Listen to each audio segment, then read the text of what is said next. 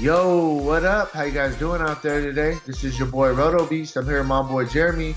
We're here to break down NFL Week 7 Thursday Showdown slate. If you're new to this channel, please make sure and click the subscribe button below. This way you can watch all of our NFL, NBA, and MLB videos. If you haven't came and checked out our website here at dfscheatsheet.com, you're absolutely missing out. We have all the tools to help you compete with the pros day in and day out, including a complete optimizer, tons of content, daily FanDuel and Draftkings cash lineups. Hey, we're truly a one-stop shop for all your DFS needs. So make sure to come check out the site here at dfscheatsheet.com. So what up, Jeremy? How you doing out there, bro?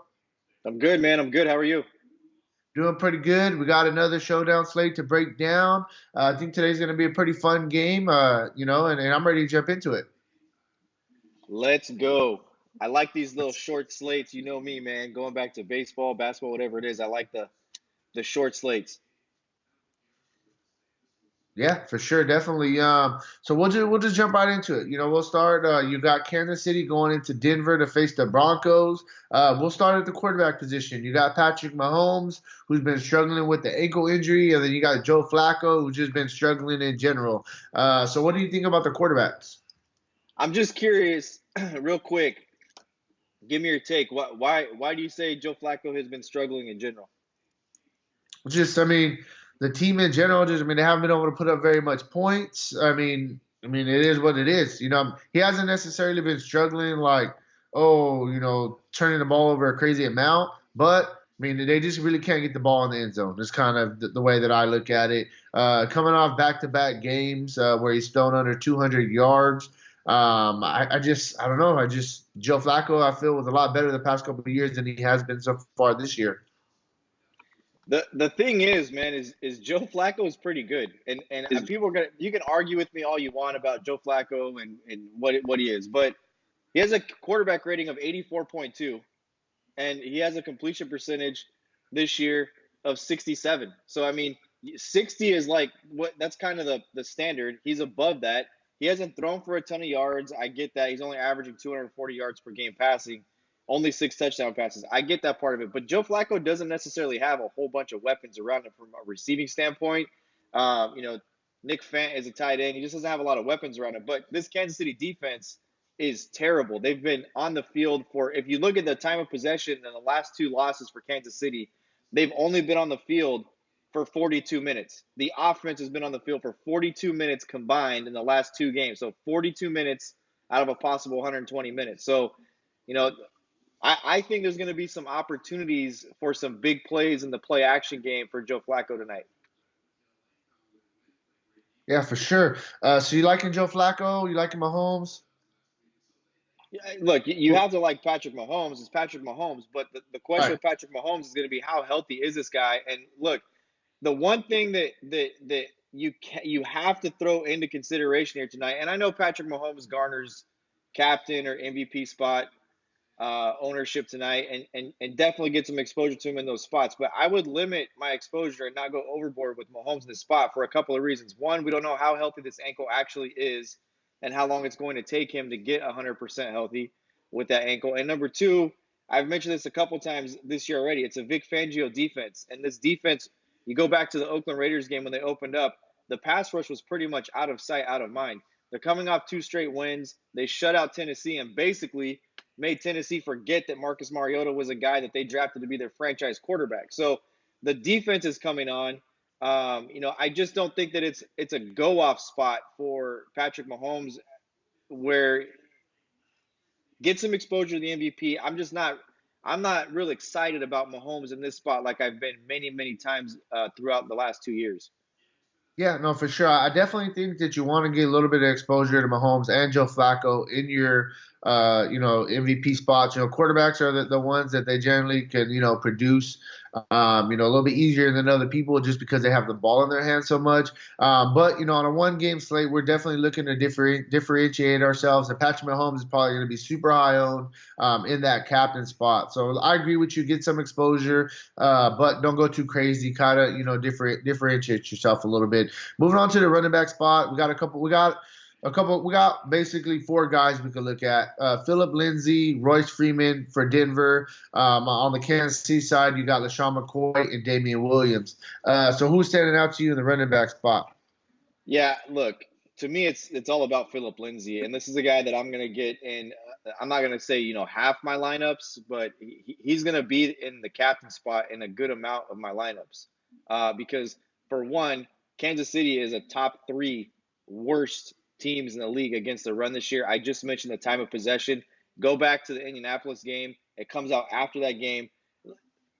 Look what they lost, right? They lose Justin Houston and D Ford off their defensive line. They have not been good. They just lost and got gashed again by Houston, and it's a short week, right? You play Sunday, now you got to put this thing together in one day, basically, with Wednesday traditionally the first day of the week to practice. So, I like Lindsey. I think you put him in your captain spot. I'm okay with exposure of these other guys, but the one thing about playing the quarterback at your captain spot is if he throws touchdown passes to multiple people, then you'll have to have him as the MVP. But if he throws, let's say Mahomes throws two touchdown passes to McCoy, or he throws two touchdown passes, deep balls to Tyreek Hill, then those are the guys that you will have had to have had in the captain spot. They'll outperform what the quarterback does. So that's why every week I come on here, I'm not real big at giving the quarterback a lot of exposure in the captain spot. I like to get the workload guys in there because they have the two touchdown upside. Philip Lindsay, in my opinion, I think this game comes down to two things. Can they run the football? And if they can grind it out. And two, can they hold Kansas City under 30 points? If Kansas City scores 30 points, there's no way, in my mind, that Denver wins this game. So in order to do that, it's Philip Lindsay, and that's why I think he'll probably garner the most ownership for me in the captain spot tonight. Yeah, no, for sure. I definitely think that Lindsey is the top running back to kind of target, but I definitely want a little bit of exposure to these other guys because we've seen running backs get sharked over and over again, and I agree with you. With the whole quarterbacks, I don't really like them in the captain spot neither. Moving on to the wide receiver spot, you got Tyreek Hill back, you got Sammy Watkins is out. A couple guys that have been stepping into the place of Sammy Watkins. You can look at a guy like Hardman. You could possibly look at Demarcus Robinson, who's been having a solid start to the season. On the flip side of things, for Denver, you look at Cortland Sutton and you look at Emmanuel Sanders. Am I missing anybody in the wide receiver spot? Well, I think you kind of maybe put them in the wrong order. Hardman, Yeah, I'm Tyreek Hill sorry. came. Hartman is the third. Hartman is the third. Demarcus Robinson. I think he's more of the fourth now, and I'll tell you why. So from a snap count percent, Hardman was only on the field for 55% of the snaps, and really his snaps got deteriorated by the return of Tyreek Hill. Byron Pringle, he's the primary slot receiver for this team with Sammy Watkins out, and then Demarcus Robinson was on the field for 86% of the snaps. So to me, it's more of you look at Hill, you look at Demarcus Robinson, you look at Byron Pringle. If you want to get some exposure to Hardman, okay, but make sure you understand that he's probably not going to outsnap any of the other wide receivers. And to me, it's Byron Pringle. That's the guy that's the guy you look at. He really emerged as a guy in the Indianapolis game. He emerged as a good receiver there, got some confidence, and then the snap counts show. So to me, I would rank them 1 through 4 as Hill, Pringle, Robinson, or Robinson, Pringle, and then Hardman is number 4. On the other side of it, look, Cortland Sutton, he's had at least 7 targets in every game this season. He's clearly the number 1 wide receiver over there for the Denver Broncos. Yeah, no, definitely. And I agree with you on the wide receivers for Kansas City. It's tough, but Hill and Demarcus Robinson easily 1 and 2, and then you kind of differentiate yourself from there. Moving on to the tight end spot, it's easy. I mean, if you're gonna play, a tight end in this game, it's Travis Kelce gives you the most upside. On the Denver side of things, is there any tight ends that are kind of standing out to you? I mean, Noah Fant, that's their guy, that's their tight end, but the strange thing here is Jeff Heuerman is the guy who's starting to get snaps over Noah Fant as Noah Fant's snaps start to decrease. So it's really difficult to plug one of those two guys in, not knowing where the snaps are going to fall and where they're going to get them on the field. So, you could possibly use a couple of these guys, both these guys, to differentiate yourself, but I would use them at a lower exposure rate. Yeah, no, for sure. I mean, definitely makes sense. Small slate though, get a little bit of exposure at least. Moving on, final spot we got the kicker spot. We got Harrison Buckner and we got Brandon McManus. Two pretty good kickers. What kicker you liking better? Who'd you say?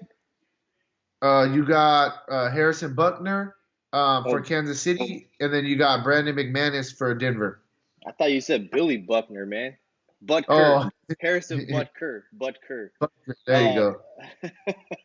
yeah, you got to give it to McManus. I think you give the edge here to McManus for the simple fact that, to me, the way the game flow has to go for this to be a competitive game and for you to get upside and take into account ownership, etc., the Chiefs will be popular.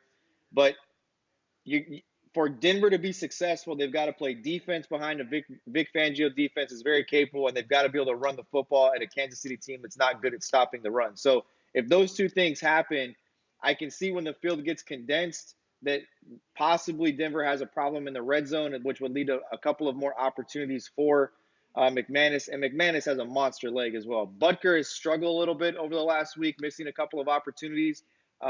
He's a fine kicker, but I would give the edge to McManus.